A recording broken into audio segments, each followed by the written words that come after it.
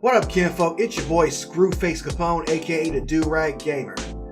Anyway, I know a lot of you are parents with small children who are unable to go to school because of the current coronavirus outbreak. Worse yet, they're going to be stuck at home for days or weeks or even months on end with nothing to do during the daytime. Now, what better way is there to keep them occupied than with some educational gaming software? And when I think about educational gaming franchises, then the first thing that comes to mind is Carmen Sandiego. That's right, kinfolk. Where in the world is Carmen Sandiego? I know that kind of sucks, but we're gonna take a deep dive into the series, and we're also gonna open up this baby, which is a handheld handheld version of the 1985 original game.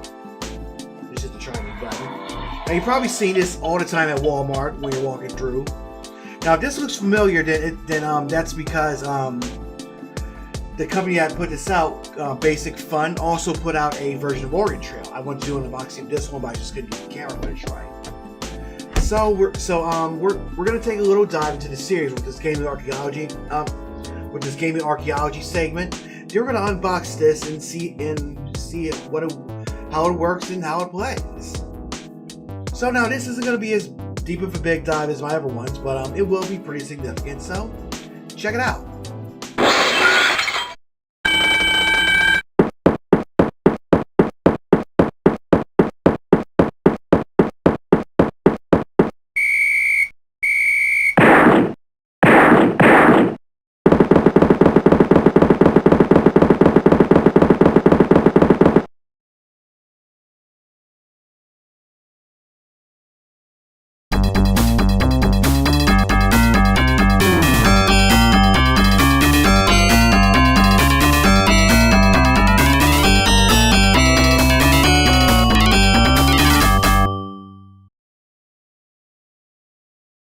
When Nolan Bushnell, considered by many to be the father of video gaming, created Atari back in the 70s, he envisioned electronic gaming as a way to teach children. It goes without saying that gaming hasn't lived up to this promise, particularly when you look at what games are popular these days, and even what games have been popular throughout the ages.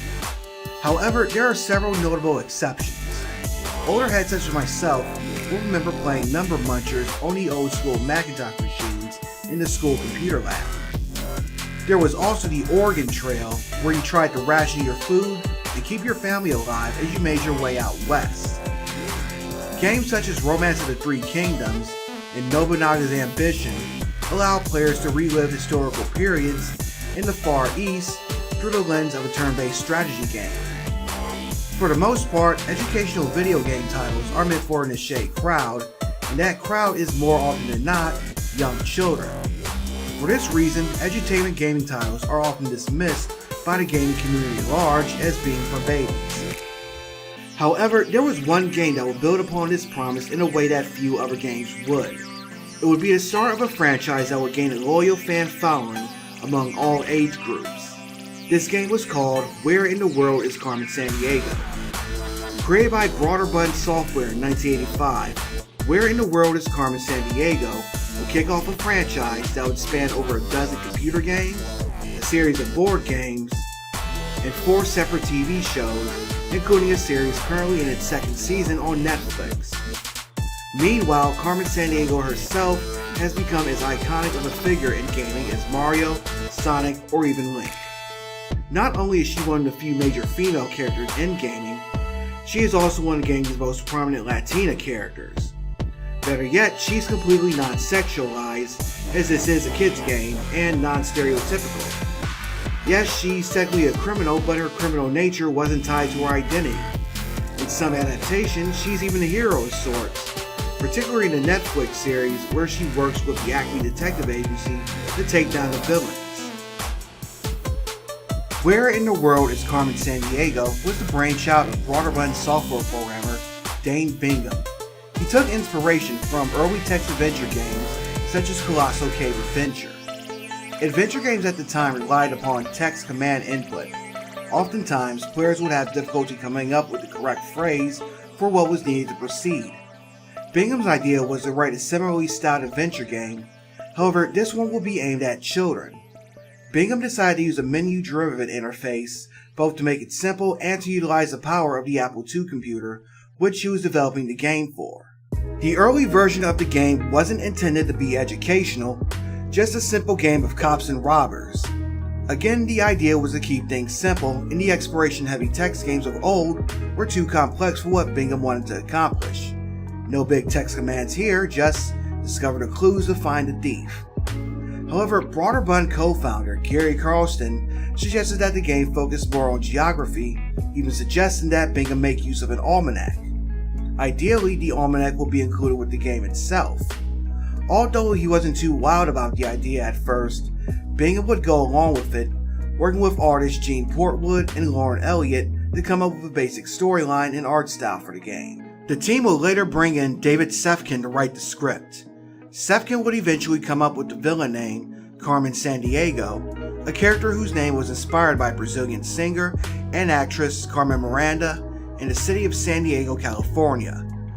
Although she had first been intended to be one of the many thieves that players would pursue, the decision would later be made to make her into the main villain after project manager Catherine Bird took a liking to the name. Slowly but surely, the game's direction would take shape, and it would become a globe-hopping affair that at the same time had a simplistic interface and could appeal to the young audience that Bingham and Broderbund were aiming for.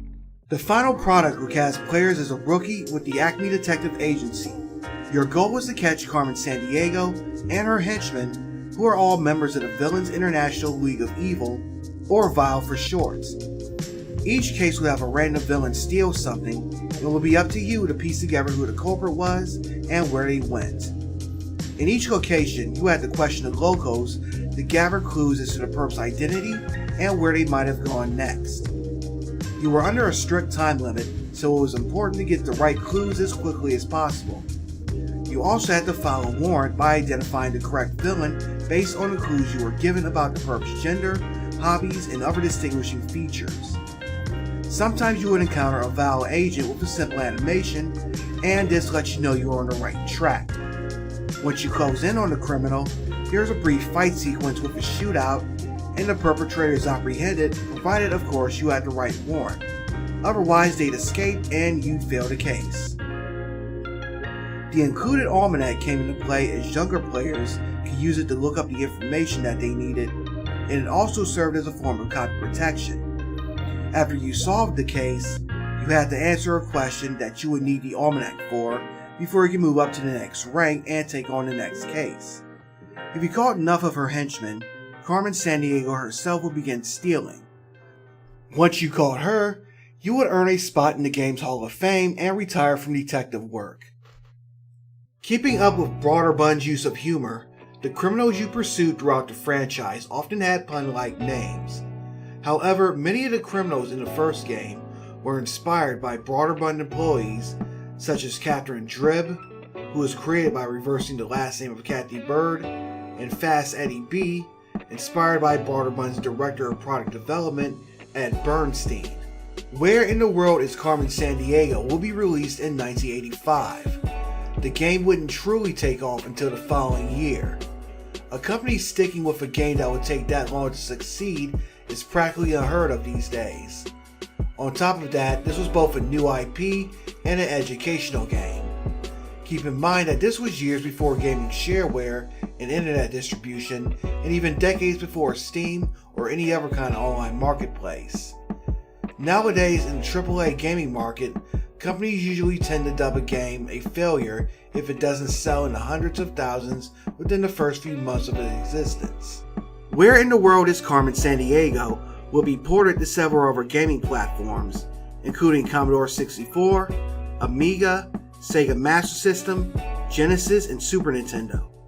The game will receive several remakes, among them a 1990 remake that utilized upgraded VGA graphics, a 1992 CD-ROM upgrade, and a 1995 update with new gameplay features and enhancements. The CD-ROM release, aka the Deluxe Edition, features digitized photos from the National Geographic Society, spoken dialogue, a revised interface, and music from Smithsonian Folkways. Over the next few years, The game would see several sequels, including 1986's Where in the USA, 1988's Where in Europe, 1989's Where in Time, and 1993's Where in Space. Where in the USA and Where in Time will receive updates and console ports of their own. In particular, Where in Time will receive a Nintendo Entertainment System port thanks to Konami. In 1989, Broderbund would also publish Where in North Dakota is Carmen Sandiego, a game developed to coincide with North Dakota's centennial celebration. Rather than developing it themselves, Broderbund developed the game alongside a team of educators from within the Minot public school system. The game's purpose was to both teach North Dakota school kids about their state and to field test a possible series of Carmen Sandiego games that would take place in each of the United States. Obviously this wouldn't pan out, as only a small amount of copies were printed and sold to schools throughout the region. Worse yet, the game would become Broderbund's lowest selling game. Pretty much the only way you could get it was if you lived in North Dakota at the time and had to connect within the school system. Retail copies were very rare as the game wasn't listed in Broderbund's product catalog, although it could be ordered by mail. Thankfully, video game historian Frank Cifaldi of the Video Game History Foundation helped digitally archive the game. You can even play it online via the DOS archive. Toward the end of the 90s, the series would depart from its usual style of gameplay with games such as Carmen Sandiego Word Detective and Carmen Sandiego Mad Detective. Soon after, Broderbund Software would be acquired by the Learning Company, and the company would also obtain the rights to the Carmen Sandiego franchise.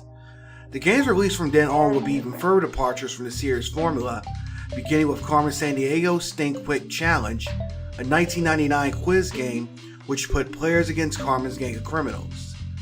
2002 would see a crossover with another Learning Company franchise, The Clue Finders and Mystery Mansion Arcade. The game would see Carmen team up with the game's antagonist as their mysterious new leader. Thanks to BAM Entertainment, there was a 2004 PlayStation 2, GameCube, and Xbox game subtitled The Secret of the Stolen Drums. The Secret of the Stolen Drums was a basic 3D platformer that had all but stripped out the educational elements that had made the series famous. Needless to say, it is largely looked down upon by many fans. Yeah, at this point they were pretty much slapping the name on anything they can think of. Like the best gaming franchises, and the best criminals, you can't keep Carmen down for long. In 2011, the Learning Company, now owned by Houghton Mifflin Harcourt, released a series of downloadable WiiWare games entitled Carmen Sandiego Adventures in Math. Also, the company will release an iOS and PC game called Carmen Sandiego Returns. The app was said to harken back to the franchise's older days, although it was criticized for having in-app purchases. In 2019, Houghton would partner with Google to release a series of games that utilize Google Earth. These games were developed to tie into the new Netflix series. Speaking of which, the Netflix series has been quite well received, featuring an interactive episode and having been renewed for a third season. If you're into the older games, most of them are available for free on the DOS archive. Last but not least, there's a newly released handheld from Basic Fun that we're going to look at right now. With that, let's get back to our unboxing. Welcome back, kinfolk. Now that the presentation is ended, let's open up this bad boy. Without no further ado. Alright. Let's see what we got on the top. Let's see what we're working with here. We got two little tapes. We're going to unbox this. Let me adjust the camera angle just a little bit.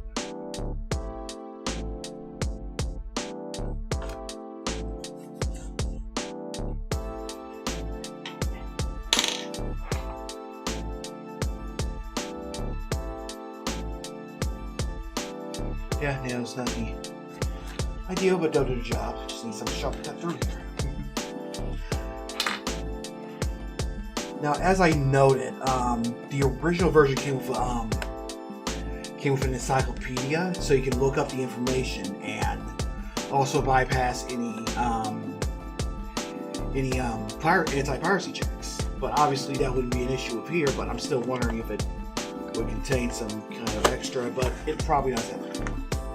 Not that I'm complaining, because it's the internet now, and pretty much anything you want to know can be found online. So let's see. We open that up quite nicely. Here's the game, and here's the instruction manual. Let's see what the instruction manual looks like. It's probably going to be pretty much like the original one.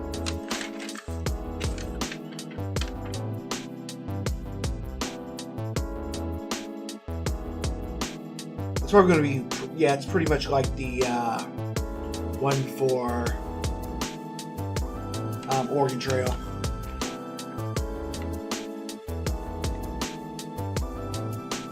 Basically, just give you some hints and stuff. Now onto the game itself. You got these things in the back that you gotta peel off. Not the most impressive of my tech unboxing, but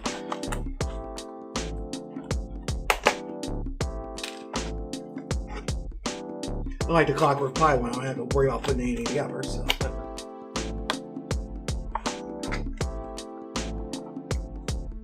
This bad boy off.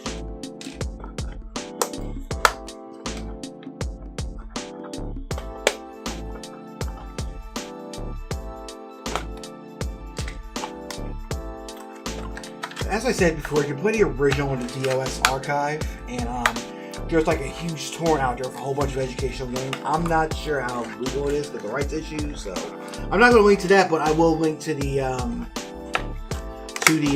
DOS to the archive version, because I think all that stuff on there is like is either licensed or royalty free or abandonware. Abandonware meaning that while the game is lapsed or whatever, then the rights haven't exactly gone so what I'm looking for, royalty free public domain yet, so it's still technically illegal to hold them, but whatever. That's besides the point. Anyway, here is the unit. This is how you turn it on, and here is the control pad. A little bit better designed than the Oregon Trail one. But still, oh yeah, there's this thing in the back, so you gotta peel that off first to get it to work. And it already comes with batteries installed, so that's a good thing. So it turns on, so you're getting ready. I know it's gonna be somewhat hard to see, like, on here.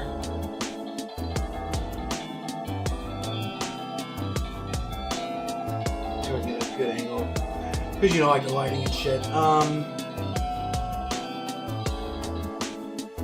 I'm going to adjust this camera a little bit so we can probably get a better top-down view and take a look. Welcome back, kinfolk. Now that the presentation is ended, let's open up this bad boy. So I'm going to use my phone to try to pick up the footage. So hopefully I can get some good lighting. Anyway, this red button here is used to turn the unit on and off. Yeah, so it really doesn't do a good job of showing you what it looks like in your hand.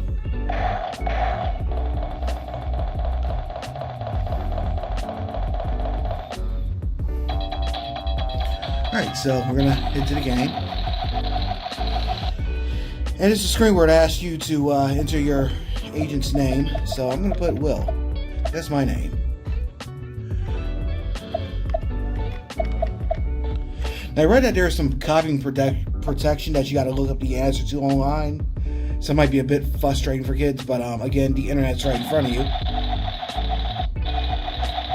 Weapon identified. Your current rank is rookie. Now, if you're entering a new name, then it will just ask you if you were a new agent, and you would just say yes. And okay, so basically, my mission is to find.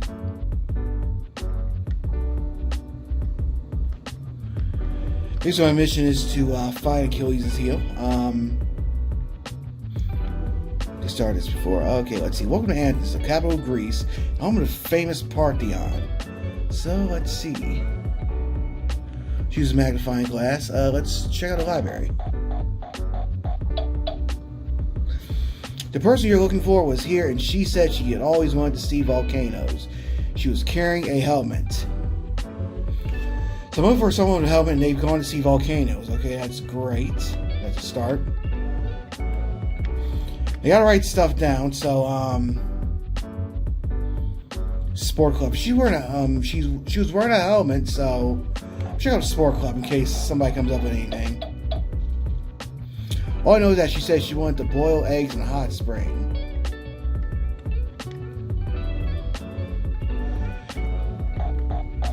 So I'm headed to the airport because she's obviously somewhere else.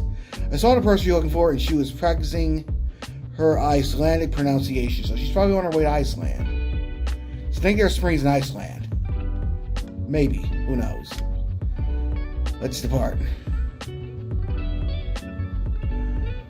Reykjavik. That's in Iceland, right?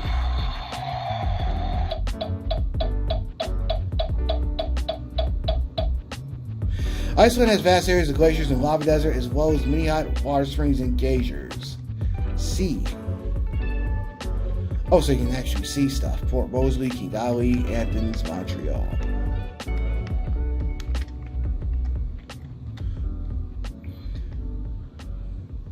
Let's check the library. Uh-oh. Found somebody. Usually when that happens, that lets you know that you're on the right trail. Without henchman, you must be on the right track. Sources tell me she was interested in studying gorillas. She said she was a mountain climber.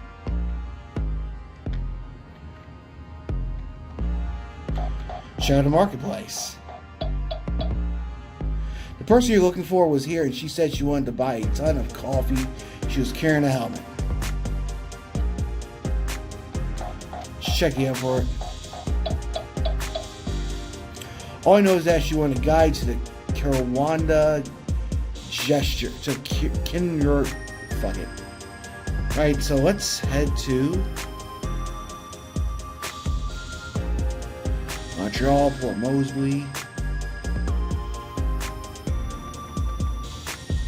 Let's keep going. It's probably the right place.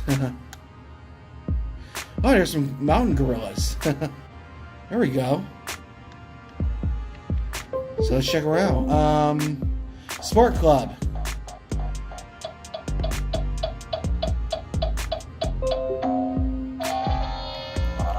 Uh-oh, another Val henchman.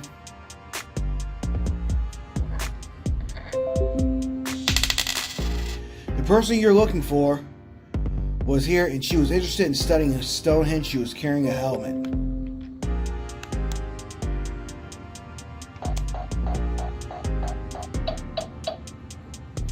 My sources tell me that she said she planned to study this royal family.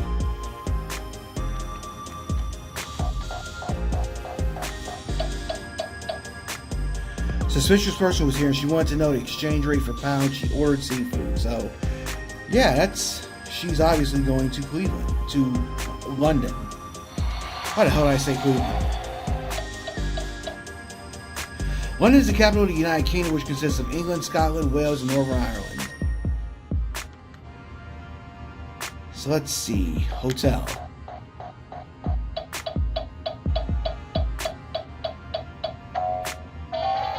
Oh, another Val henchman. Must be on the right track. The person you're looking for was here, and she said she had always wanted to see the Cherry Blossom Festival. She was carrying a helmet. So that's in Japan.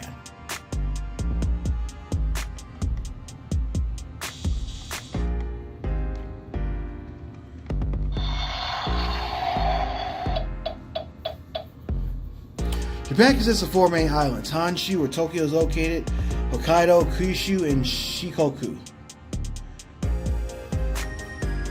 So let's go to the museum.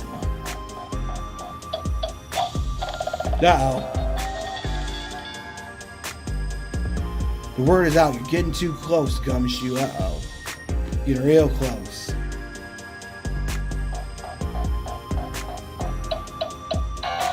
That's outright dangerous. Uh-oh.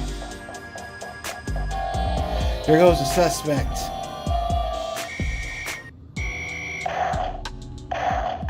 Damn, it's a shootout and everything.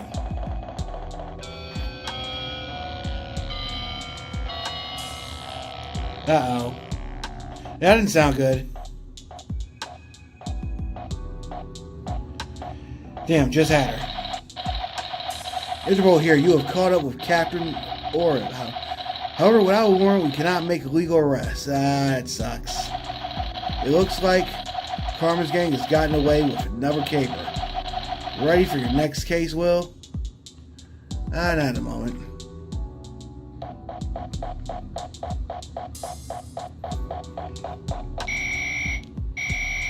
I suppose that'll be it. You gotta get the warrant and everything too. You can't just arrest somebody without. It's like in real life.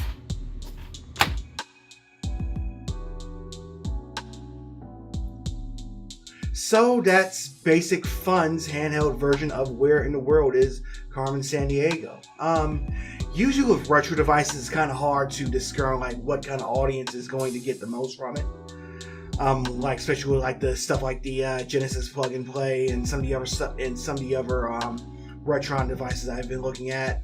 But like really with this one, it's gonna appeal mostly to like older heads who used to play the game back in the days on their computers.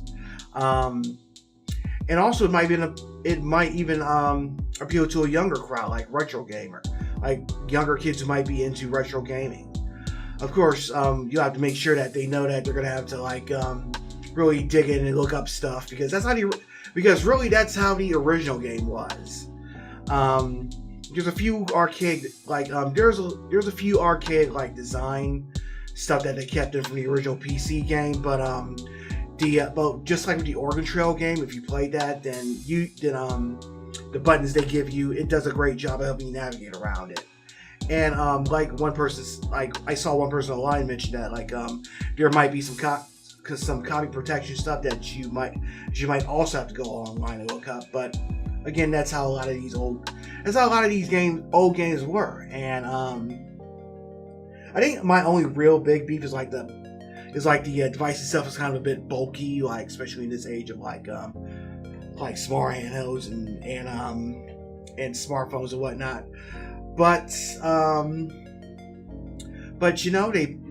they did a great job of bringing the original game to a handheld device, and I certainly hope that Basic Fun does a lot more of these devices. I can easily see them bringing maybe Where in Time as Carmen Sandiego and Where in America's Past as Carmen Sandiego, and maybe some other educational titles. Who knows? Anyway, that's all for now. Thanks for watching. If you like what you just saw, make sure you click the thumbs up. Let me know what you think in the comments. And if you want to see more content like this, make sure you hit that subscribe button along with that small bell icon so you know when I make a new video. Also, make sure you follow me on Twitter at ScrewfaceCapone as well, and check out my Twitch channel, my Mixer channel, because if you follow me on Twitter, then that's where you're gonna know when I do a Mixer or Twitch stream. So again, thanks for watching. Hope to see you again soon, and I'm Audi 551,000G.